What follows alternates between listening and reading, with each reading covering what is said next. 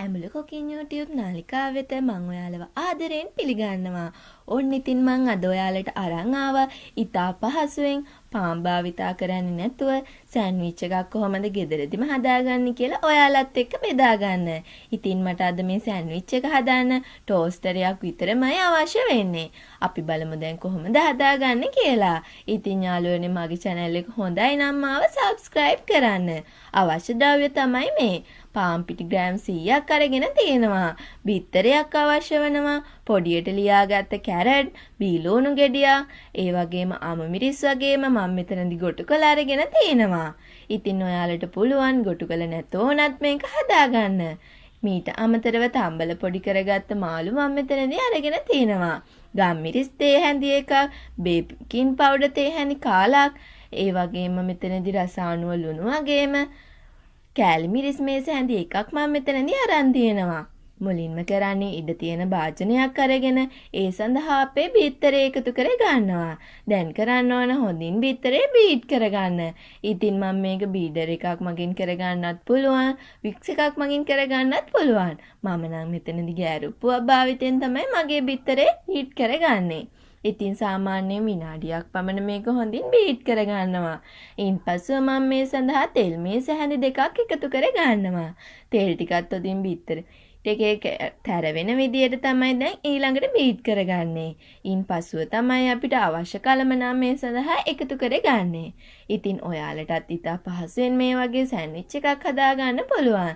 දැන් මම පොඩියට ලියාගත්ත කැරට්, අමු මිරිස්, පීලෝණු ගෙඩිය වගේම ගොටු කලත් එකතු කරගත්තා. මේක ගොඩක් පෝෂ්‍යදායී මෙනු එකක් නිසා ඔයාලට පුළුවන් කැමතිම දෙයක් මේ සඳහා එකතු කරගන්න.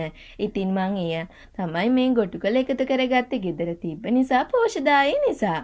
ඉන්පසුව මම පොඩි කරගත්ත මගේ මාළු ටික, ඒ වගේම රසායනික ලුණු, ඒ වගේම මම මෙතනදී එකතු කරගත්ත බේකින් පවුඩර් ටික එකතු කරගත්තා. ඒත් කලවම් කරගෙන තමයි කැලි මිරිස් ටික වගේම ගම් මිරිස් මෙතනදී එකතු කරගන්නේ. ඉතින් මිරිස් ප්‍රමාණය නම් ගෙදර පොඩි බබාලා ඉන්නව නම් ඔයාලට වෙනස් කරගන්න පුළුවන්. ඉන්පසුව මම දැන් මේ සඳහා මගේ පාන් පිටි ග්‍රෑම් 100 එකතු කරගත්තා. මේම එකතු කරගෙන හොඳින් කලවම් කරගන්න ඕන පිටිගතිය හොඳින් මිශ්‍ර වෙන තුරුම. මේක ඉතින් ඔයාලට පහසුවෙන් ගෙදරදී හදාගන්න පුළුවන් ඉතා සරල කෑමක්. සරල වුණාට ගොඩක්ම පෝෂ්‍යදායී කෑමක්. ඉතින් දැන් මේ ආකාරයට තමයි මම හොඳින් පිටි ටික කලවම් කරගත්තේ. ඉන්පසුව මම මේකට වතුර එකතු කරගනි. ගොඩක් දියාරුත් නැති වෙන්න, ගොඩක් ඝනකම් නැති වෙන්න මේ මිශ්‍රණය හදාගන්න ඕනි. මෙතනදී යාළුවනේ වතුර එකපාර එකතු කරගෙන මේ මිශ්‍රණය හදාගන්නේ නැහැ. වතුර ටික ටික එකතු කරගෙන තමයි මේ මිශ්‍රණය හදාගන්න ඕනි. මම මුලින්ම වතුර මේස හැඳි දෙකක් එකතු කරගත්තා. ඉන්පසුව තමයි දැන් මගේ ඉතුරු වතුර මේස හැඳි දෙකකුත් මම නැවත එකතු කරගන්නේ. ඒත් එකතු කරගෙන හොඳින් කලවම් කරගෙන අවශ්‍ය ප්‍රමාණයට ඇවිල්ලා නැත්තම් තමයි අපි තවත් වතුර මේස හැඳි කිහිපයක් එකතු කරගන්නේ.